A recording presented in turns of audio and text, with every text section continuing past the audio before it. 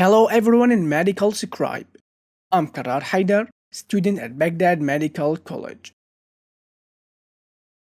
In the previous video, we said that the skeletal system will be classified according to its position into two functional parts, the axial skeleton and the appendicular skeleton. So regarding the axial skeleton, we explained it in the previous videos as the bones that found along the body axis. After that, we explain its regions with its bones. While in today's video and in the upcoming few videos, we will begin with the appendicular skeleton and its regions. The appendicular skeleton is formed by the bones that make up the rest of the skeleton, which will be attached to the axial skeleton. The name of appendicular skeleton comes from appendage, meaning that these bones is the appendages of the axial skeleton. And this part will be composed of 126 bones in total that will make up the upper limbs, the lower limbs, and also it includes the bones of the regions that connect the upper and the lower limbs with the axial skeleton, which are the pectoral girdle and the pelvic girdle. And I want you to keep in mind that the bones of this appendicular skeleton will articulate and join each other by many ligaments, cartilages, and tendons. So these structures in total will form the appendicular skeleton. Alright, now we have to know the bones of each of those four regions in general, because their details will be explained in the upcoming videos. The first region we have is the pectoral girdle or the shoulder girdle.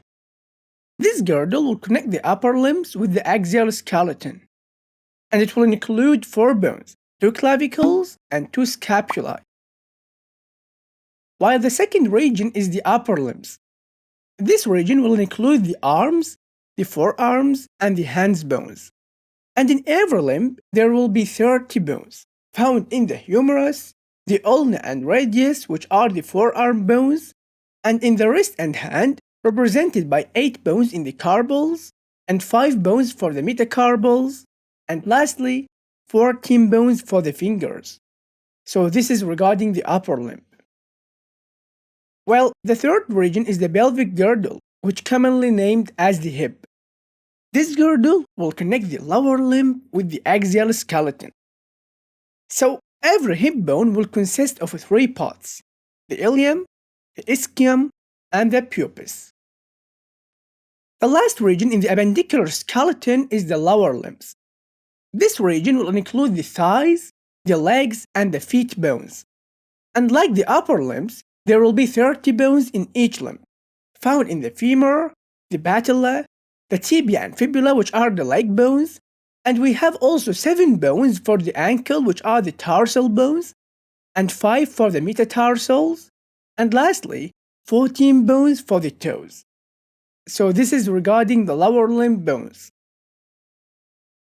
Finally, in this video, we have to know what is the main functions of the appendicular skeleton. Well, this skeleton have 4 main functions. The first one is to attach and anchor the limbs with the body axis. The second one is to provide an attachment point for many different muscles.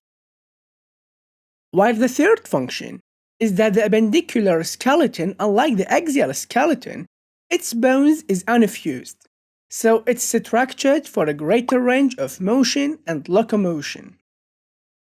And the last function is to protect many important internal organs, such as the reproduction organs. So these were almost all important details and a brief explanation about the appendicular skeletal system. And in the upcoming videos, as we say, we will explain the bones of each region. And that's it. I hope what I said makes sense. See you next video, and goodbye.